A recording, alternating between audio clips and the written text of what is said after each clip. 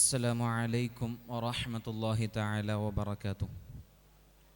بسم الله والحمد لله الصلاة والسلام على أشرف المخلوقين وعلى آله وصحبه أجمعين برضا الله أما بعد. സ്നേഹമസരണമായ ശുഭദായകമായ ഈ അന്തരീക്ഷത്തിൽ ഇവിടെ ഒത്തൊരുമിച്ച് കൂടിയ എൻ്റെ പ്രിയപ്പെട്ട വിദ്യാർത്ഥി സുഹൃത്തുക്കളെ, പുതിയ കാലത്ത് ഏറെ ചർച്ച ചെയ്യപ്പെട്ടുകൊണ്ടിരിക്കുന്ന വിഷയമാണ് ഇസ്ലാമിലെ മാനവികത. ഇസ്ലാമോഫോബിയയും ഇസ്ലാമിക വിരുദ്ധവും വർദ്ധിച്ചു വരുന്ന സാഹചര്യത്തിൽ പ്രസ്തുത വിഷയത്തിൻ്റെ പ്രസക്തി ഏറെയാണ്. മനുഷ്യത്വത്തിൻ്റെ വിഷയത്തിലും സാഹോദര്യത്തിൻ്റെ കാര്യത്തിലും ധാർമ്മികതയുടെ വിഷയത്തിലുമെല്ലാം ഇസ്ലാമിന് കൃത്യമായ നിലപാടുകളുണ്ട്. ഈ പ്രപഞ്ചമാസകലം സൃഷ്ടിച്ച ഏകനായ പരമശക്തിയാണ് ഇസ്ലാമിൽ ആരാധ്യനായി പരിഗണിക്കപ്പെടുന്നത്. നന്മയും തിന്മയും ആ സൃഷ്ടാവ് കൃത്യമായി വ്യക്തമാക്കി തന്നിട്ടുണ്ട്. വിശുദ്ധ ഖുർആനിലൂടെ അള്ളാഹു പറയുന്നത് കാണാം, വലാ തസ്തവിൽ ഹസനത്തു വലാ സയ്യിഅത്ത് ഇദ്ഫഅ ബില്ലതി ഹിയ അഹ്സൻ. നന്മയും തിന്മയും ഒരിക്കലും സമമാവുകയില്ല. ഏറ്റവും നന്മയുള്ളത് കൊണ്ട് നീ പ്രതിരോധിക്കുക. ചുരുക്കി പറഞ്ഞാൽ, ഏതു പ്രതിസന്ധി ഘട്ടങ്ങളിലും നന്മ മാത്രം കൈക്കൊള്ളുക. ഒരാളോടും അനീതി കാണിക്കരുത് എന്നതാണ് ഈ സൂക്തത്തിൻ്റെ ആശയം. കാരണം മനുഷ്യരെല്ലാം ഏകോദര സഹോദരന്മാരാണ് എന്ന ഐക്യത്തിൻ്റെ മുദ്രാവാക്യമാണ് ഇസ്ലാം മുന്നോട്ട് വെക്കുന്നത്. അതിൽ കറുത്തവനെന്നോ വെളുത്തവനെന്നോ അല്ലെങ്കിൽ ഉത്തമനെന്നോ അധമനെന്നോ പരിഗണനയില്ല. മനുഷ്യൻ എന്ന ഐഡൻറ്റിറ്റിയിലേക്കാണ് ഇസ്ലാം നോക്കുന്നത്. കാലങ്ങൾക്ക് മുമ്പ്, ശതകങ്ങൾക്ക് മുമ്പ് മനുഷ്യാവകാശങ്ങളെ വിളംബരപ്പെടുത്തിയ ദർശനമാണ് ഇസ്ലാമിൻ്റേത്.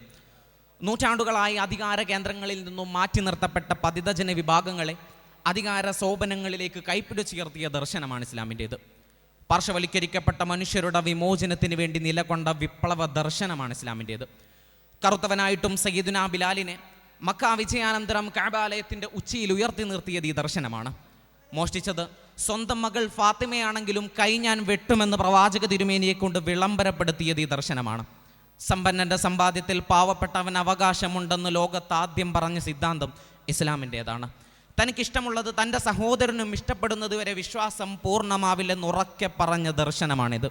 അയൽക്കാരൻ പട്ടിണി കിടക്കുമ്പോൾ വയറു നിറച്ചാഹാരിക്കുന്നവൻ എൻ്റെ സമുദായത്തിൽ പെട്ടവനല്ല എന്ന് പ്രഖ്യാപിച്ചത് ഈ ദർശനത്തിൻ്റെ നേതാവാണ്.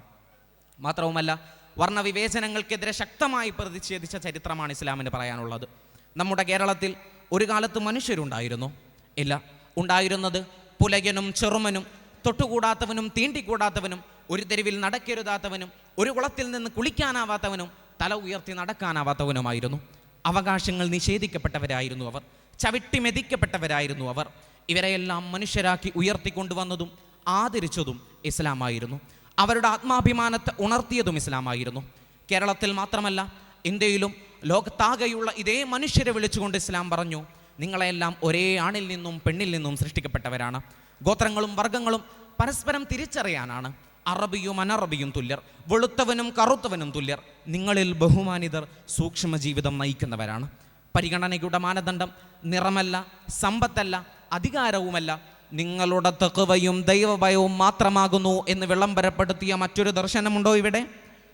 പാർശ്വവൽക്കരിക്കപ്പെട്ട മനുഷ്യരെ ഔന്നത്യത്തിലേക്ക് നയിച്ച മതമുണ്ടോ ഇവിടെ? ഈ ദാർശനിക തണലിൽ എല്ലാവരും സുരക്ഷിതരാണ്. ഇവിടെ അനീതി വാഴില്ല, അക്രമം വെച്ച് പൊറുപ്പിക്കില്ല, വർഗീയതയോ തീവ്രവാദമോ വിളയില്ല. സൗഹൃദവും സഹവർത്തിത്വവും ബഹുസ്വരതയും ഇത്രയേറെ പരിഷ്കരിച്ച മറ്റൊരു മതദർശനമില്ല. വിജ്ഞാനവും അന്വേഷണവും ചിന്തയും ആലോചനയും ഇത്രയേറെ ഉയർത്തിപ്പിടിച്ച മറ്റൊരു മതദർശനമില്ല.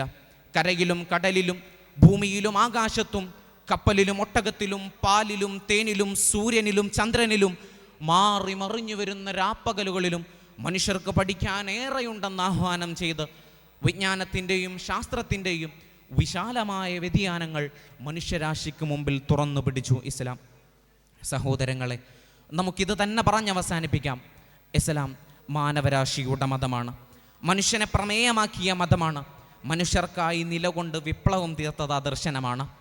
അതുകൊണ്ടാണ് കിഴക്ക് ഇസ്ലാമിനെ പുൽകുന്നത്, പടിഞ്ഞാറ് ഇസ്ലാമിലേക്ക് ഒഴുകുന്നത്. ഭാവിയുടെ മതം ഇസ്ലാമാണെന്ന് പ്രവചനം വരുന്നത്.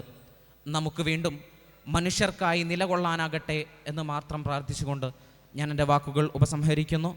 വ ആഖിറു ദഅ്വാനാ അൽഹംദുലില്ലാഹി റബ്ബിൽ ആലമീൻ. അസ്സലാമു അലൈക്കും വറഹ്മത്തുള്ളാഹി തആല വബറകാതുഹു.